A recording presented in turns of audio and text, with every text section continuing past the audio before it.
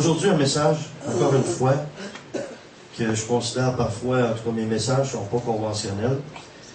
Et j'ai depuis longtemps essayé, trop longtemps en fait, d'être dans le moule. Et non, je pense que non, je ne fais pas dans aucun moule, sauf celui de Jésus-Christ. Je veux que je puisse ressembler le plus possible à Jésus. Mais je ressemble à Jésus avec la personnalité qu'il m'a donnée, les talents, le caractère qu'il m'a donné aussi. Alors cet après-midi, ou plutôt ce matin, je veux vous parler d'un thème qui est la conscience. La conscience. D'où notre conscience provient-elle? D'où elle vient? Allons voir dans la parole de Dieu, dans Romains 1er, chapitre, versets 17 à 21. Et je lis. En effet, la justice de Dieu s'y révèle par la foi et pour la foi, selon qu'il est écrit, le juste vivra par la foi. La colère de Dieu se révèle du ciel contre toute impiété et toute injustice des hommes qui retiennent injustement la vérité captive. Car ce qu'on peut connaître de Dieu est manifeste pour eux, car Dieu le leur a manifesté. En effet, les perfections invisibles de Dieu, sa puissance éternelle et sa divinité se voient fort bien depuis la création du monde, quand on les considère dans ses ouvrages. Ils sont donc inexcusables, puisque, ayant connu Dieu, ils ne l'ont pas glorifié comme Dieu, ils ne lui ont pas rendu grâce, mais ils se sont égarés dans de vains raisonnements, et leur cœur sans intelligence a été plongé dans les ténèbres. Est-ce qu'on pourrait dire merci Seigneur pour ta parole qui est la vérité? Pourquoi sommes-nous encore si charnels si notre vie a vraiment été donnée à Jésus? Quand ça fait longtemps qu'on suit le Seigneur, si quelqu'un, ça fait 10 ans qu'il suit le Seigneur, il devrait y avoir une transformation évidente. Je ne dis pas que quelqu'un peut changer du jour au lendemain, mais quand on vient d'être sauvé ou converti, il y a beaucoup de choses qui changent. Je dirais que Dieu fait le rough, il fait le gros du travail au tout début. C'est pour ça qu'on est ciselé, on est libéré. On sait que Jésus a lavé nos péchés, nous a lavé du péché, et on a l'impression même qu'on est comme un nouveau-né, et c'est effectivement ce qui se passe. On vient au monde pour la deuxième fois. Donc la conscience est un outil pour nous aider à marcher dans les voies de Dieu et chercher à connaître sa volonté et pour nous aider à vivre selon son code d'éthique. Qu'est-ce que c'est que l'éthique? Ici, j'ai écrit « Branche de la philosophie qui étudie les fondements des mœurs et de la morale, ensemble des règles de conduite propres à une société, à un groupe. » Vous savez qu'aujourd'hui, de nos jours, c'est facile à comprendre qu'on est vraiment dans les derniers temps. On a tous les signes qui nous le confirment selon la parole de Dieu, si on connaît la parole de Dieu. On voit que la morale est à son plus bas, que l'éthique est à son plus bas, que les gens même qui disent croire en Dieu sont dans la confusion. Et hier encore, quand je parlais avec le pasteur, elle me disait, quand une personne est vraiment dans l'esprit, il y a une connexion qui se fait, il y a une communion qui se fait facilement. C'est comme vraiment, on ressent qu'on est des frères et des sœurs dans le Seigneur. Moi, j'ai voyagé à travers le monde, et n'importe où je suis allé, où j'ai rencontré des chrétiens, c'est comme si on se connaissait depuis longtemps. Quand il y a un froid, quand il y a quelque chose, la chimie n'est pas là, il y a quelque chose, c'est parce qu'il y a quelque chose qui est trop charnel dans notre relation. Oui, on doit avoir des bases au niveau humain, naturel, on peut avoir des affinités avec quelqu'un, mais quand on est dans l'esprit, et les personnes sont dans l'esprit, je parle d'ici, esprit avec un E majuscule, qui veut dire le Saint-Esprit, on a une vraie connexion, puis une amitié qui se développe comme ça, avec quelqu'un. Même quelqu'un d'une autre culture, quelqu'un d'une autre langue. Donc, on doit agir selon des règles. Et les règles que Dieu... Il y a des règles qui ont été établies, c'est les règles de Dieu pour nous, les croyants. Alors, comment notre conscience fonctionne-t-elle? Notre conscience témoigne contre nous quand nous péchons, afin de nous ramener dans les voies du bien. Elle nous interpelle à changer ce qui en nous est mal. En passant, pour les chrétiens, on a deux choix. De faire le bien ou de faire ce que Dieu veut. On n'a pas le choix entre ce qui est mal puis bien. entre ce qui est bien et ce que Dieu veut. Je vous explique. Ce qui est bien, c'est des choses qu'on peut faire qui sont bien et que les gens considèrent c'est bien. Je fais une œuvre et moi je dis je fais cette œuvre-là pour Dieu, mais Dieu veut qu'on fasse des œuvres avec lui. Il y a une différence entre pour et avec. On peut faire beaucoup d'efforts, faire des choses pour Dieu, pour plaire à Dieu ou pour plaire aux hommes, et c'est bien, mais en fait, on n'est pas dans le plan parfait de Dieu. Parce qu'on doit faire des choses avec Dieu. Quand on les fait avec Dieu, ça porte des fruits. Et ce que je partageais en fin de semaine sur les dons de l'esprit, je leur parlais et je leur disais la même chose. C'est que c'est bien beau, c'est beau d'amener quelqu'un au salut en lui faisant faire une prière de repentance, mais où est-elle cette personne-là? Et dans quelle église est-elle? Et quel ministère pratique-t-elle ou quel service rend-elle à l'église? Moi, j'ai vu des milliers de personnes venir au Seigneur. Et si chaque personne qui ont été amenés au salut, ou que le salut a été présenté à eux, du Québec, on manquerait d'églises, on aurait des locaux toujours trop petits, parce qu'il y en a beaucoup qui sont venus, qui ont fait une prière, qui ont même pleuré, qui avaient une apparence de vraiment, ou peut-être qui étaient repentants à ce moment-là, mais après, qu'est-ce qui est arrivé? Donc, c'est pas rien de porter du fruit. Jésus nous dit de porter du fruit, mais un fruit qui demeure. Moi, plus tard, ce que j'aimerais voir, c'est quand je vais avancer en âge, j'avance, on avance pas. C'est de savoir plus tard que j'ai un héritage, qu'il y a une suite à tout ce que j'ai semé dans le royaume de Dieu. Pas seulement dans l'éternité, mais ici-bas. Que des gens puissent dire, en tout cas, il nous brassait, il nous disait des choses, ça ne faisait pas toujours notre affaire, mais grâce à la foi, ou grâce à sa ténacité, son audace, son courage, tout ce que Dieu a mis en lui, il l'a utilisé pour la plus grande gloire de Dieu. Et ça donne des résultats, parce que voici, l'Évangile est répandu partout à travers le monde, parce qu'il a vraiment donné sa vie complètement. Et j'avais dit à mes enfants, si je ne suis pas enlevé, et je vais être enlevé s'il y a l'enlèvement, mais je vais dire, si ça arrive plus tard, si je vais en avant, je leur avais dit, écrivez sur mon épitaphe, sur ma pierre tombale, ce dicton que j'ai reçu dans mon cœur, qui est comme un peu un adage. La chair est prévisible, l'esprit est imprévisible. On peut savoir avec le discernement de l'esprit et le discernement naturel d'avance les comportements des gens. Dieu veut nettoyer ta conscience. De la même façon que la Bible nous dit que Dieu veut changer notre intelligence, purifier notre intelligence, la rendre semblable à lui. Alors, pourquoi si tout le monde a une conscience, y a-t-il des gens qui font des choses atroces? Alors, on peut lire dans 1 Timothée 1, 19. En gardant la foi est une bonne conscience. Cette conscience, quelqu'un l'ont perdue, et ils ont fait naufrage par rapport à la foi. Alors, il y en a qui ont fait naufrage parce qu'il n'y avait pas une bonne conscience. Donc, c'est important d'avoir une conscience claire.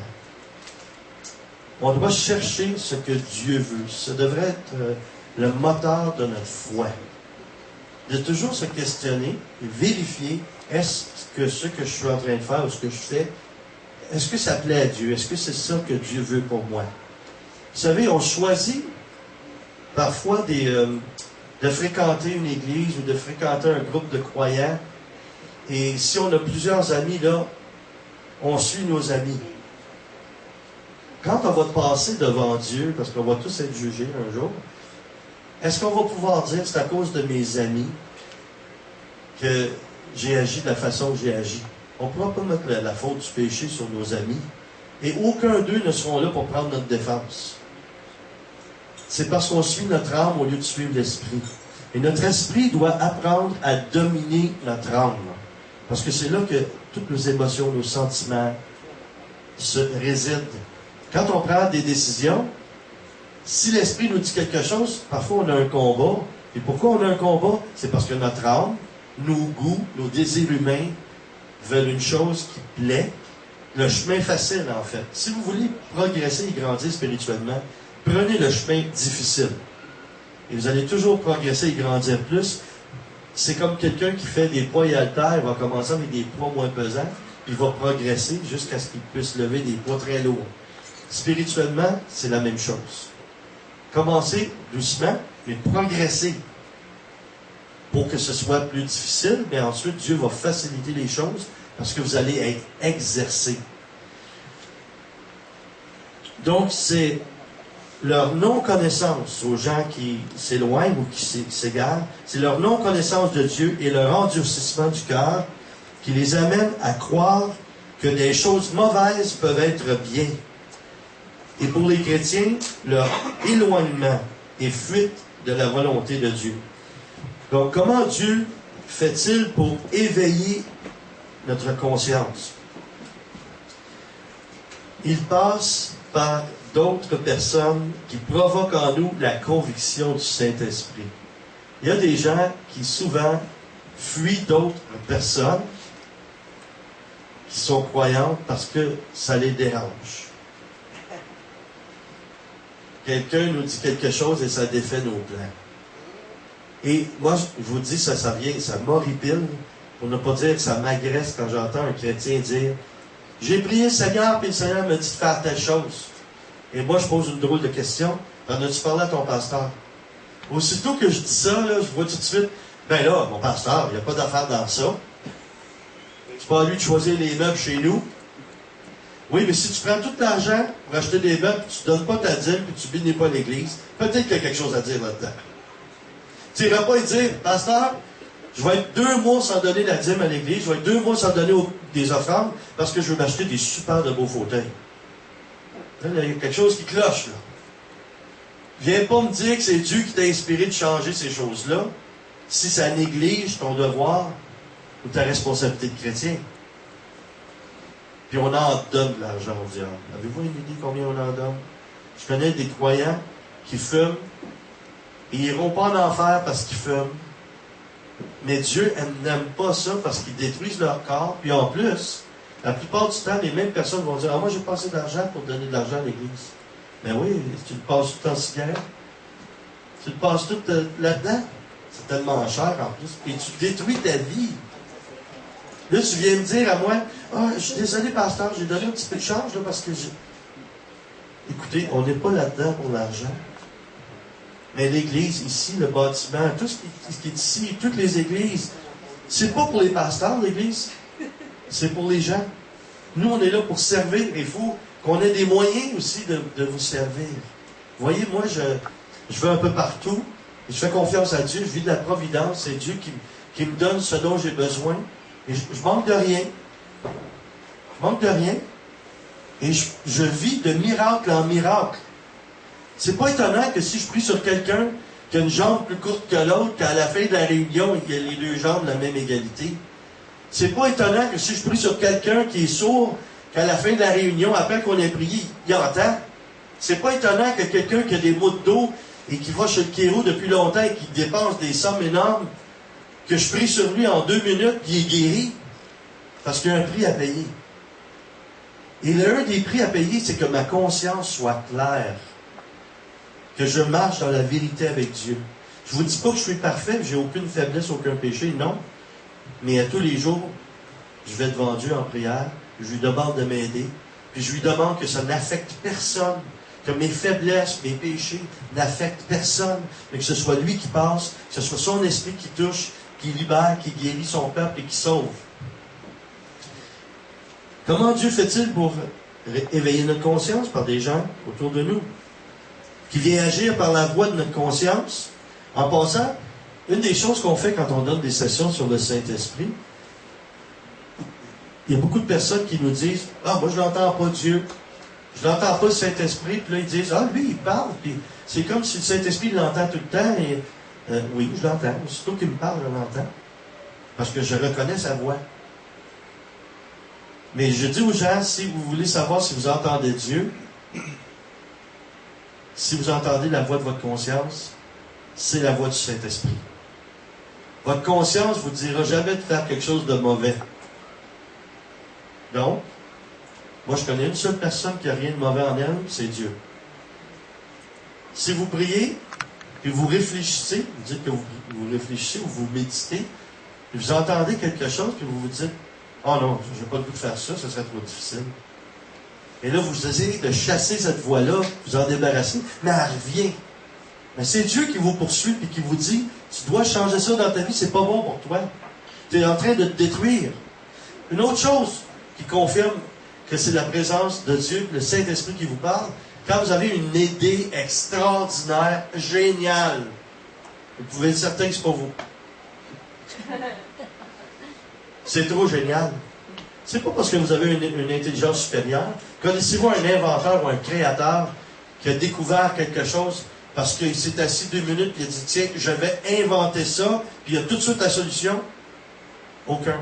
Que ce soit Thomas Edison, que ce soit Graham Bell, que ce soit n'importe quel créateur ou inventeur, ils ont recherché et ils ont fait plusieurs, même parfois des centaines d'erreurs avant de découvrir. Comme Edison avec l'ampoule électrique. Mais il était positif. Mais c'était un homme de foi, c'était des croyants, ces personnes-là. Même Einstein, à la fin de sa vie, a reconnu que c'était Dieu qui avait donné toute la connaissance et la foi. En fait, il avait la foi, mais c'était pas au début de sa vie, ça. Il a reconnu que c'était Dieu qui lui avait donné l'intelligence qu'il avait. Et que même il se repentait d'avoir découvert comment créer la bombe atomique. Imaginez comment il pouvait vivre ça dans son cœur. Combien notre conscience est-elle fiable? On pense à l'épisode de Jonas qui fuit Dieu pour être obligé de faire ce que Dieu lui a demandé. Il s'en va, il s'embarque sur un bateau, puis il essaie de se sauver de sa responsabilité.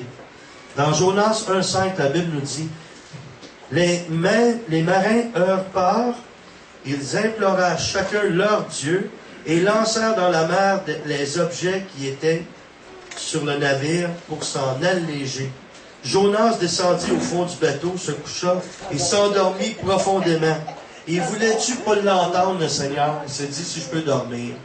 Mais à cette époque-là, il n'y avait pas de somnifères. Aujourd'hui, les croyants, ça se peut même qu'ils prennent des somnifères. Qui s'engourdissent le plus possible. Ou qu'ils se disent, non, là, dimanche, je vais pas à l'église. Moi, ça m'a toujours fait rire, ça, quand quelqu'un dit, ah, je prends un break. Tu sais, je me repose. Tu te reposes de Dieu? Tu as un problème, tu te reposes de Dieu. Heureusement que Dieu ne décide pas de se reposer, lui. Parce que la Bible dit, il ne dort ni ne sommeille, le Dieu d'Israël. S'il fallait qu'il décide, ou ce matin, s'il avait décidé, tu sais, je vais prendre à peu près 10 minutes de repos, puis je vais arrêter l'oxygène sur la terre. Tu sais, je vais faire ça. Imaginez, si Dieu était instable comme ça, on serait tous morts sur longtemps. On n'aurait pas survécu une minute. Alors, nous ne pouvons pas dépendre de notre conscience seulement. Malgré que Jonas fuyait Dieu, ses actions donnaient l'apparence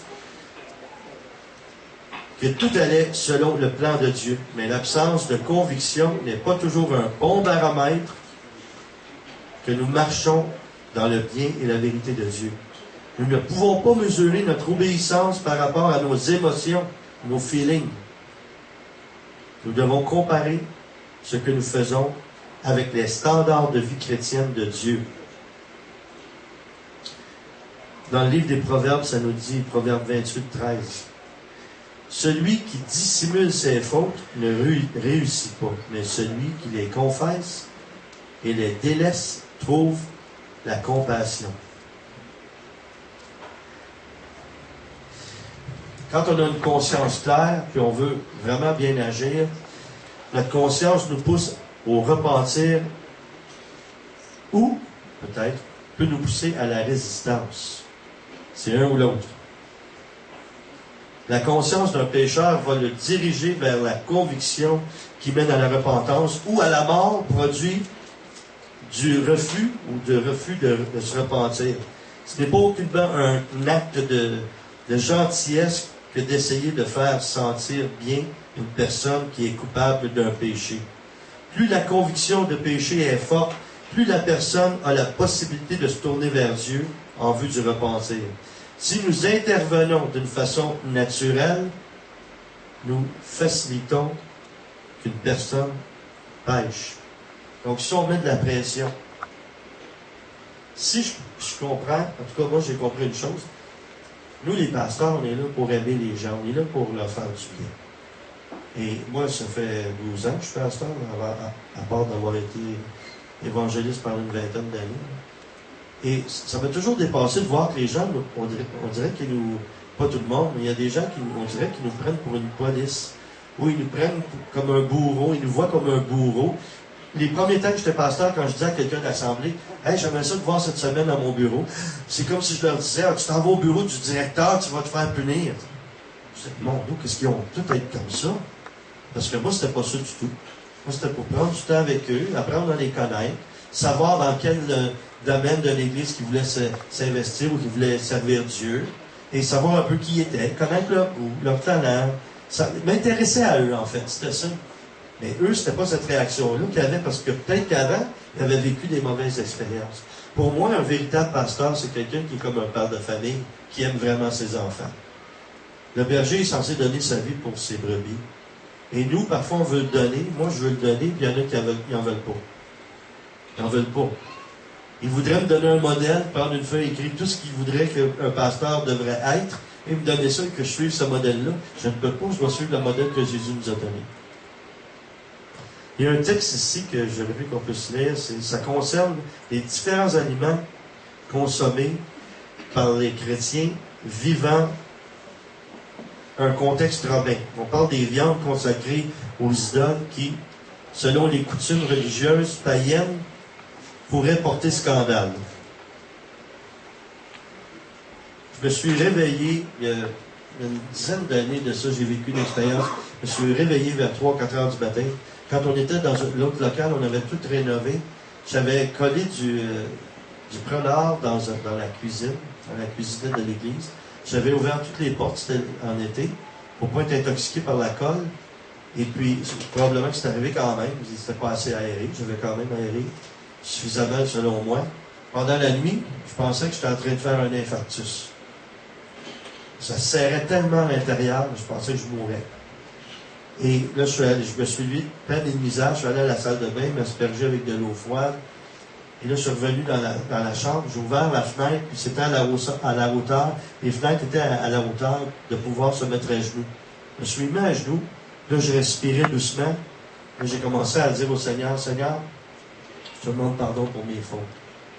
Je dis, si c'est mon heure, Seigneur, je te demande de prendre soin de ma famille, de ma femme. » Et vraiment, je pensais que j'étais pour y passer. Là.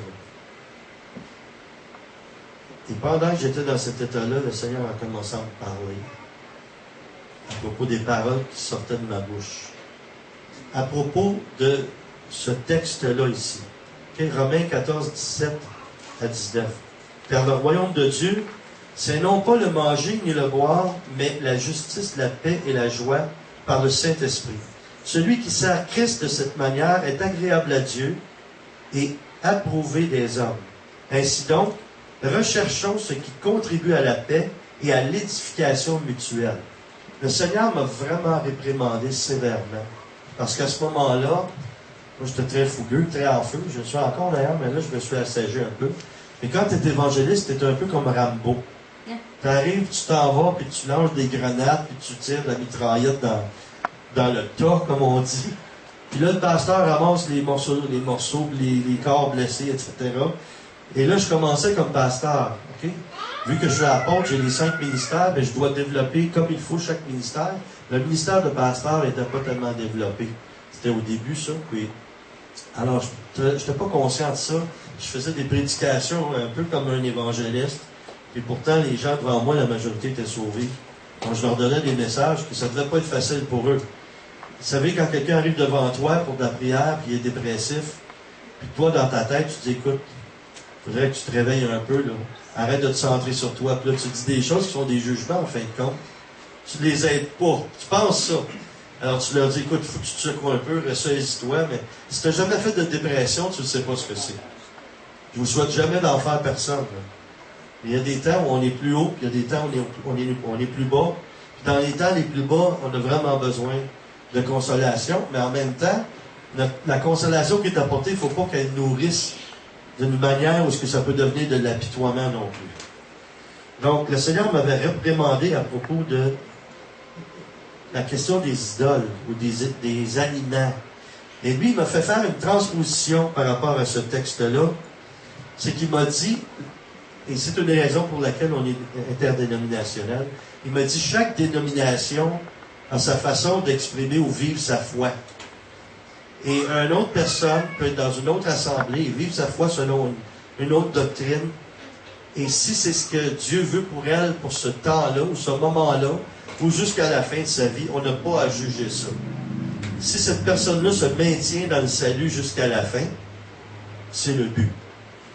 C'est pas tout le monde qui est obligé de parler en langue, c'est pas tout le monde qui est obligé de chasser des démons, c'est pas tout le monde qui est obligé de décortiquer la parole de Dieu, etc. Mais si on a tout ça, tant mieux. Mais on ne peut pas juger quelqu'un qui n'a pas ça, ou qui ne veut pas vivre ça. Si ça ne lui est proposé, c'est parce que Dieu veut que cette personne-là vive ça. S'il le refuse, là, elle devra régler ça avec Dieu. Mais c'est pas à nous à juger ça. D'accord? C'est comme un buffet. Le buffet est là.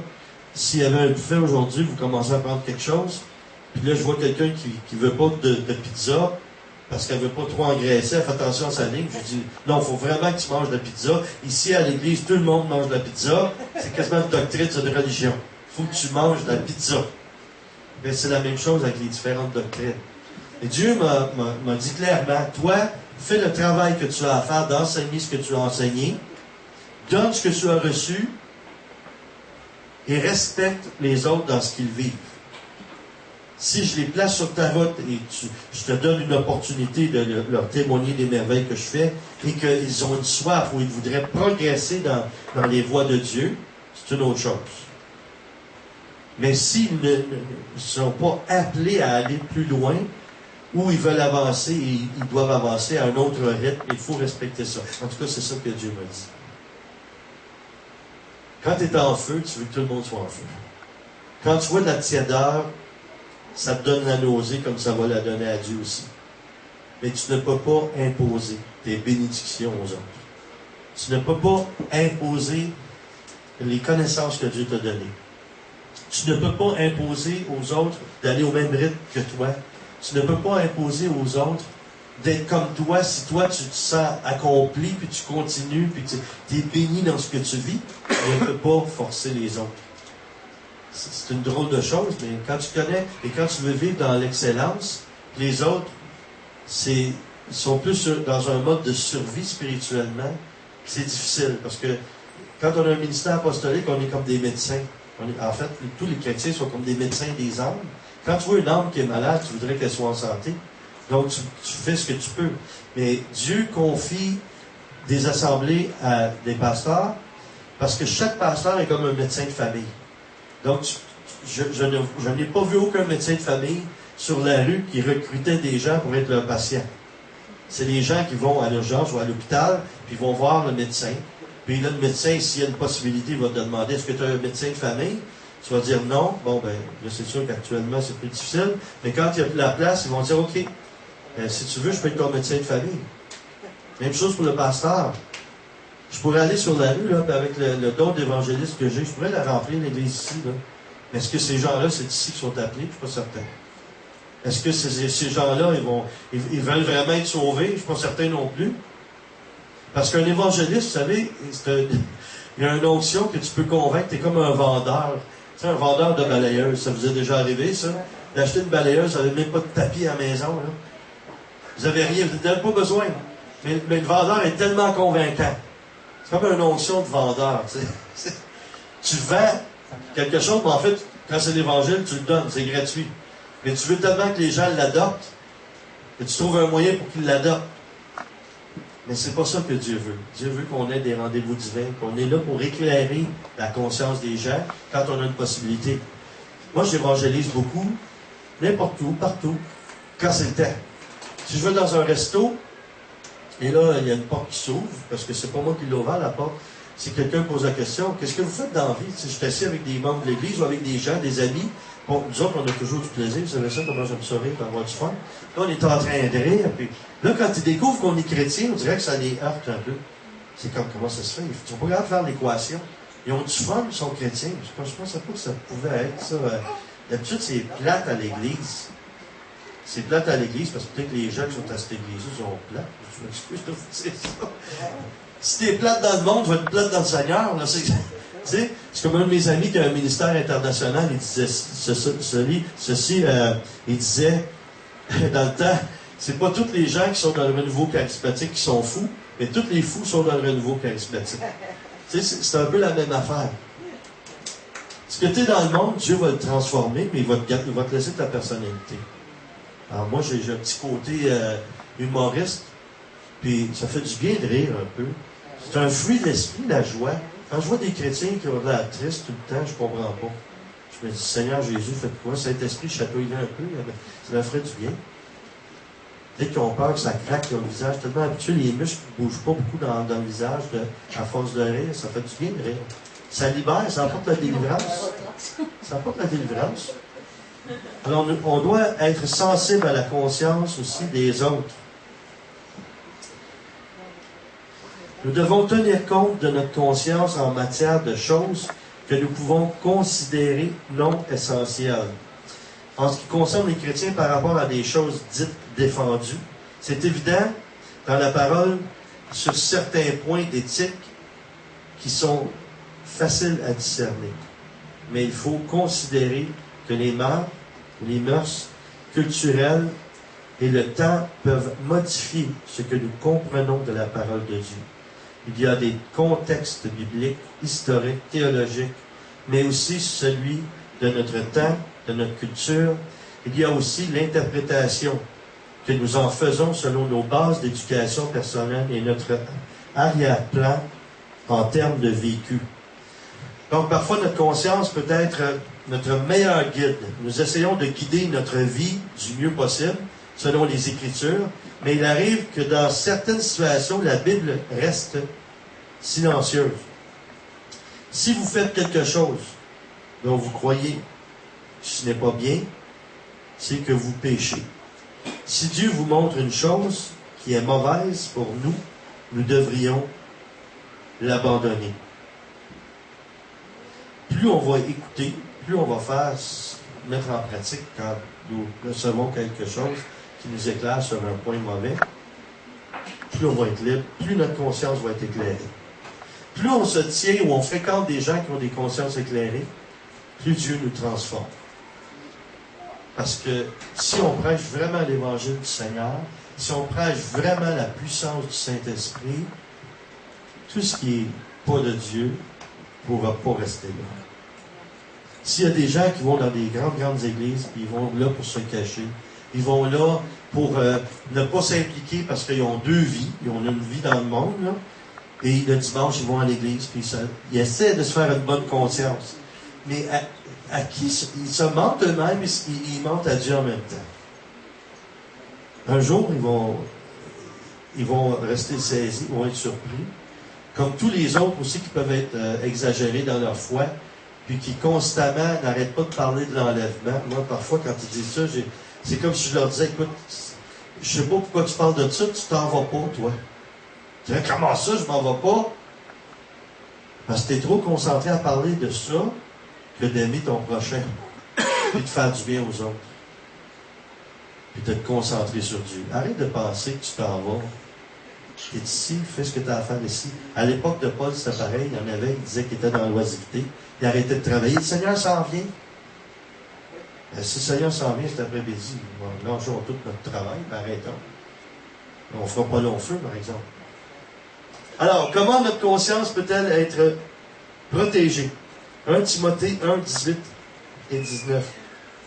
La recommandation que je t'adresse, Timothée, mon enfant, selon les prophéties faites à ton sujet, c'est d'après elle, tu combattes le bon combat, en gardant la foi et une bonne conscience. Cette conscience, quelques-uns l'ont abandonnée et ont ainsi fait naufrage en ce qui concerne la foi. Les gens qui t'entourent vont déteindre sur toi. Si tu fréquentes des gens qui marchent avec Dieu, qui ont une conscience claire, ils font le bien comme Dieu le veut, ça va t'influencer. Ça va t'influencer. Si tu tiens avec des gens qui agissent pas bien, mais qui ont une apparence de bien, tu vas devenir comme eux. C'est pas non plus obligé de fréquenter rien que des gens de l'Église. Moi, je trouve ça de santé quand on fréquente d'autres personnes aussi. Ce ne soit pas un cercle fermé, on appelle ça une secte. Quand tu vas dans une église, puis tu n'es plus là, puis les gens de l'église où tu allais ne sont pas capables de te regarder, là, ben, tu peux être certain qu'ils ne sont pas sauvés. C'est pas un jugement, c'est un fait. Ils sont en dehors de la volonté de Dieu. Le Seigneur, il a dit même d'aimer tout le monde. Comment ça se fait? Ah, tu es avec moi, tu n'es plus avec moi, je ne te parle plus. Je traverse la rue, je fais semblant que je ne t'ai pas vu. Vous savez, il n'y a rien qu'une église, il n'y a rien qu'un corps, Jésus. Il n'y en a pas 50 millions de corps. Il y en a un. Il y a plusieurs membres. Et on a tous des couleurs différentes. Mais si on n'est pas capable de s'unir et de prier ensemble, il y a un gros problème.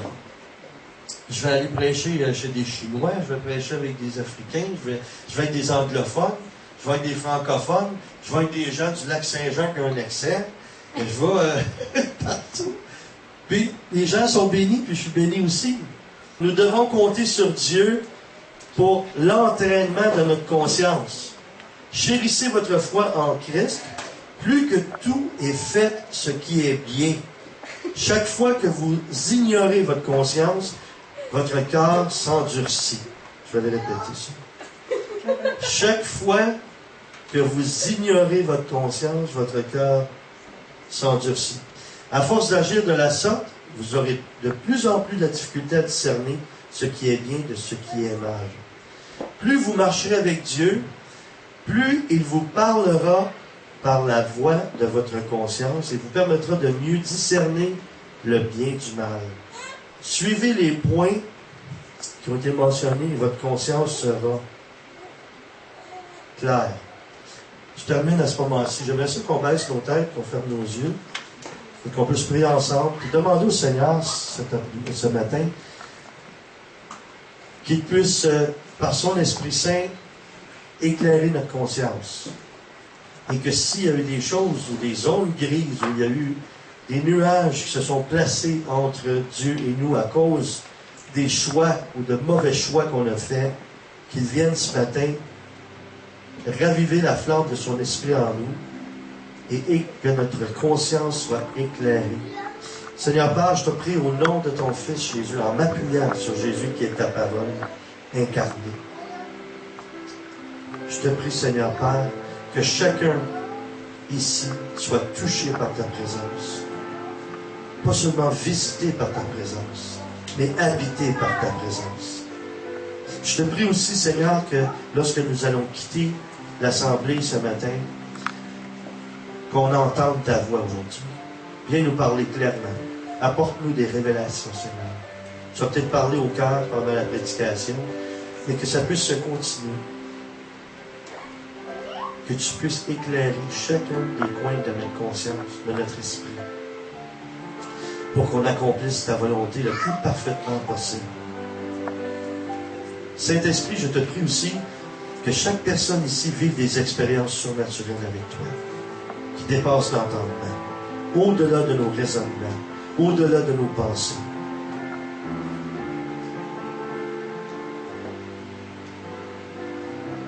Seigneur, je veux te louer. Je veux te louer, Père. Je veux te louer, Seigneur Jésus. Saint-Esprit.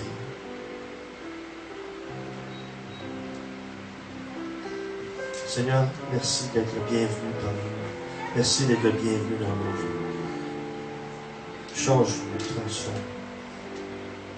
Guide-nous, éclaire-nous.